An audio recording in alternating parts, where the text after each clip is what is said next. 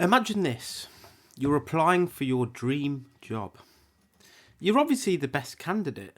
You've got the experience, the qualifications, and dedication that set you apart. You're in your own league. Yet, someone else is chosen. Why? Because they fit a diversity quota. This scenario raises a critical question. Has meritocracy been sidelined in favour of quotas and inclusion?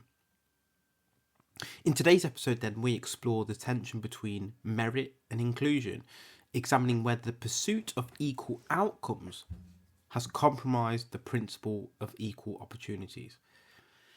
So meritocracy is a belief that individuals should be rewarded based on their abilities and achievements. It's the idea that the most qualified person gets a job regardless of background. However, this ideal assumes a level playing field, a premise that doesn't always hold true.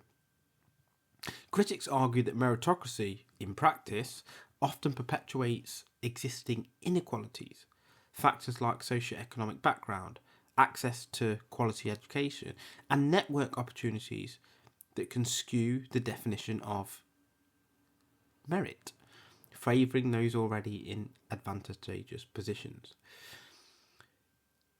In response to these disparities, many organisations have implemented a diversity, equity and inclusion DEI initiative. These policies aimed basically to level the playing field by considering factors like race, gender and socio-economic status in hiring and promotions. For example, gender quotas in corporate boards have been shown to increase female representation without necessarily compromising on qualifications. Similarly, diversity quotas in universities and workplaces aim to provide opportunities to underrepresented groups, fostering a more inclusive environment or situation.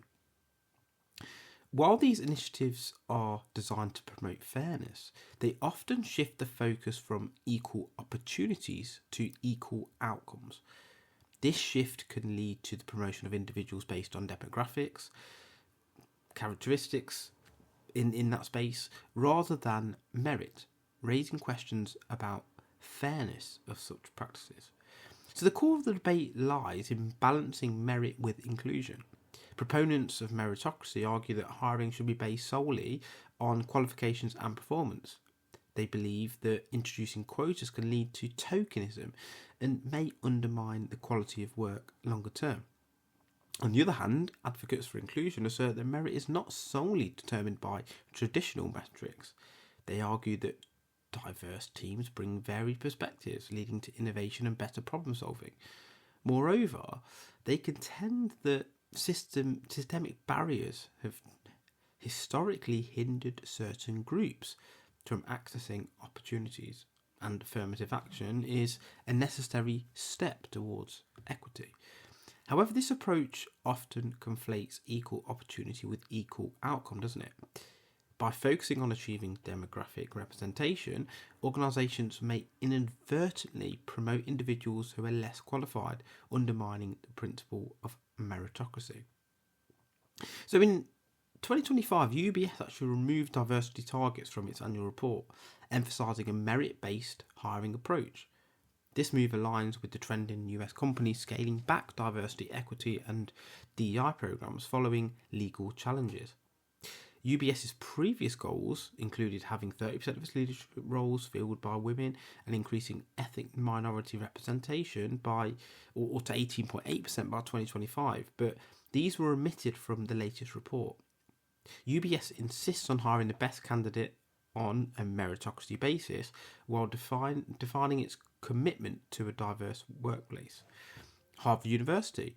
The Supreme Court's decision in 2023 to dismantle affirmative action policies in university admissions highlighted the tension between diversity goals and merit-based admissions. Harvard University then has officially ended its undergraduate minority recruitment program, a long-standing initiative that spanned over 50 years and aimed to encourage minority students to apply to the college. This decision then, quietly made in May 2025, follows mounting federal scrutiny and pressure from the Trump administration to eliminate race-based considerations in college admissions. In lieu of this program, Harvard has transitioned to a more generalized recruitment strategy using broader student ambassador programs. The university's shift reflects growing political and legal challenges to race-conscious policies in higher education. So these examples illustrate the ongoing debate and the complexities involved in balancing merit with inclusion. So what does it mean to be the best today? Is it about traditional qualifications, or does it encompass a broader understanding of skills and experiences? Rethinking merit involves recognising that talent comes in many forms and that diverse backgrounds can contribute to richer, more innovative environments. It's about moving beyond rigid criteria and embracing a more holistic approach to evaluating potential. However, this redefinition of merit can blur the lines, can't it, between equal opportunity and equal outcome. By prioritising demographic representation, organisations may inadvertently promote individuals who are less qualified, undermining the principle of meritocracy and actually weakening and diluting the quality of the workforce. So as we move forward then, is it crucial to find a balance? Is it about creating systems that recognise diverse talents and experiences while maintaining the high standards of excellence through meritocracy? The question isn't whether meritocracy is dead, because it is used to an extent. But how can we evolve it? How can we balance that with the inclusion narrative that's around? Because ultimately, meritocracy means a better society. Although inclusion is important to an extent, isn't it the best man for the job? Isn't it the best person that should win? And if it's a meritocracy-based society, competition would improve and increase.